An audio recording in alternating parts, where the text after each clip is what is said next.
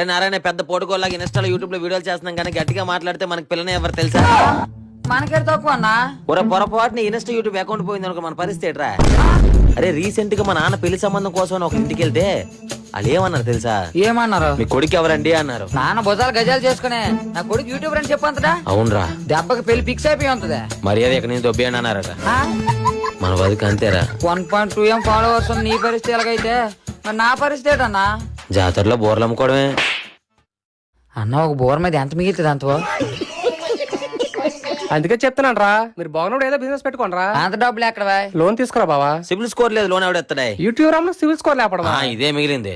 మొన్న మా ఫ్రెండ్ ఒక డబ్బులు కావాలని చెప్పి అడిగారా. ఎవరా బావ మళ్ళీ తిరిగి ఇవ్వగలరా? నేను అలాగంటాడు. ఏమన్నాడు తెలుసా? ఏమన్నాడా? ఎంత మందికి సాయం చేస్తున్నావు, నాకు సాయం చేయలేవా, ఏం ఫ్రెండ్ ఎవరా అన్నాడు. ఎమోషనల్ డ్యామేజ్ బావా. ఫోన్ లో అని చెప్పి నా క్రెడిట్ కార్డు ఇస్తే ఆడడం ఇప్పుడు జెండా ఎత్తి అంట. పెద్ద కష్టం వచ్చింది బావా. ఏం చేస్తాంరా? మర్చిపోనవా, సివిల్ స్కోర్ పెంచుకోవడానికి జడ్ క్రెడిట్ కార్డు ఉంది కదా బావా. ఓ అవును కదా బావా.